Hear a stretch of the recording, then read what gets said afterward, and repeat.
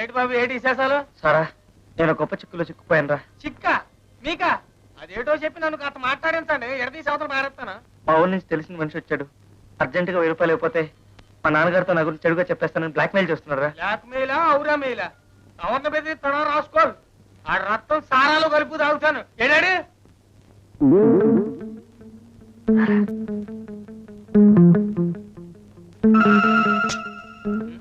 జడిది కలిపేశారేటి? ఎంత భయం బాబు తమరికి? రే రే భయపడి దాక్కున్నావా? దమ్ముంటే బయటికి రారా పీరికి పొందా. నువ్వెవడిగా సుంఠ? రానా? రా. నేను రా. అవునరా. 2 డ్రాములు వేసుకొచ్చానంటే నేను ఎవరినో చెప్పుకుంటా నేను శ్మశానానికి మోసుకెళ్ళేవండి రా. అబ్బో అబ్బో అబ్బో, నన్ను నన్ను రా అంటావా? ఈ కొంపలో ఒక సరైన గొడవ కూడా తగలు తావలేదు. నిన్ను నీ నవరంధ్రాల్లోనూ మైనం కోరుతాను, జాగ్రత్త. ఏం తాగొచ్చావేరా అక్కుపక్షి? చిచి, తాగడం అని ఆ పనికున్న గౌరవాన్ని పాడు చేయకు. మాట్లాడుకుని వచ్చా, ఒంటరిగా కూర్చుని నాలో నేనే బండబూతులు మాట్లాడుకుని వచ్చా. ఇంతకీ ఎవడేరా నువ్వు? నేనా? మ్యాక్డోల్ని, పీటర్ స్కాట్ని, ఓల్డ్ మంక్ని, హెర్కులెస్ ని, ట్రిప్లెక్స్ ని, గోల్డెన్ ఈగల్ ని, కింగ్ ఫిషర్ ని. చాలా ఇంకా చెప్పాలా? రే వెర్రేసగా లేసావంటే నువ్వు 10 జన్మల నుంచి తాగింది కక్కించేయగలను రే. మా ఇంటి మొత్తానికి నేనే రౌడీస్ని, నాతో ఎట్టుకోమాక. అసలే మా ఆనందరావు బాబు వాళ్ళ నాన్నకు పచ్చవాతం వచ్చిందని తెగ బాధపడుతున్నాడు. రే వెళ్ళిపోరా, మనలో మనకేటి? ఆనందరావు నాన్నకి పక్షవాతం అని చెప్పింది నువ్వేనా బాబు? ఏ అయ్యి నేనే. ఏం భయమా? ఒక ఆయనకేటి ఊరు మొత్తానికి చెప్పాను. ఏం కొడతావా? నేనెవరినో తెలుసా? ఎవడైతే నాకే.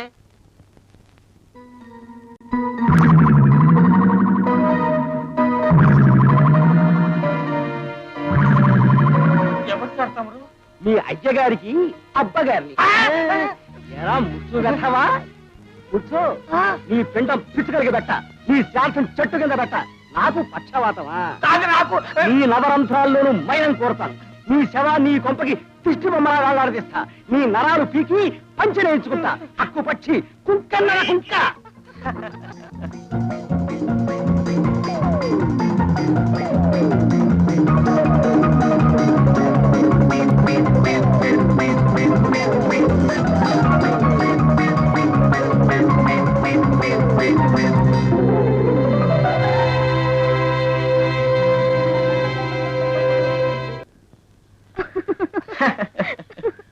ఏరా కిమిస్త్రీ, నభకిస్త్రీ, ఒళకిస్త్రీ, నజాస్త్రీ. ఆ భాష ఏమిట్రా?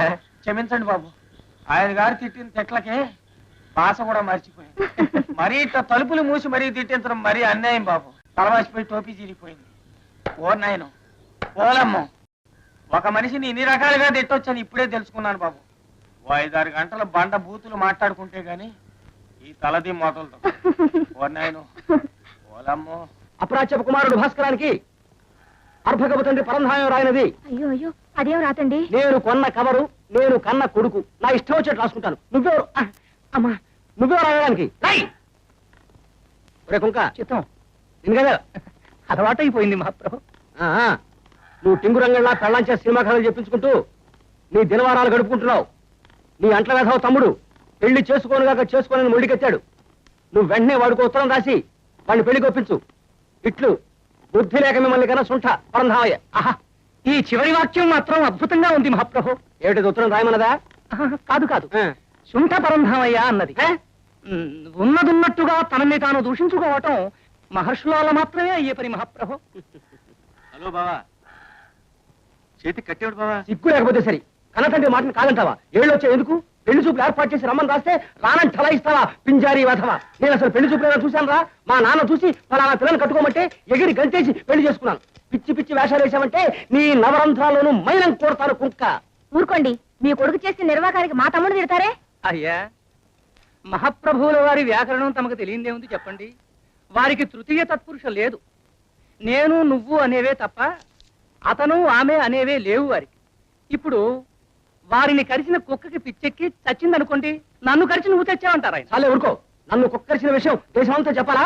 రాధవార్థ కుక్క. ఇక వారికి వచ్చిన కోపం అర్థమైంది లేవయ్యా.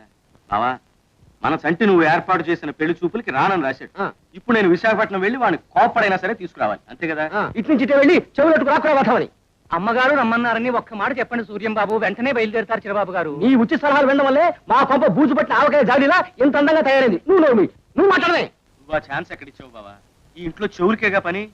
వెంటనే వెళ్ళు. ఆ వ్యధం రానంటే మా బావగారి ఇంట్లో వెండి బింది ఎత్తుకుపోయాడని ఆవులని కేసు పెట్టు. పోలీసులే అరదండాలు వేసి తీసుకొస్తారు వేధమని. ఇక వాడు వచ్చి పెళ్లి ఒప్పుకుంటే మా భీముని తిరుపతి పంపించి గుండు గీకిస్తారని వెంకనకు మొక్కున్నాను. మహాప్రభో, నా మీద తమరు మొక్కుకోవడం ఏంటి మహాప్రభో? ఇంత దయ భరించలేను. ఈ దాసాను దాసుడికి బొత్తు శిక్ష ప్రసాదించండి మహాప్రభో.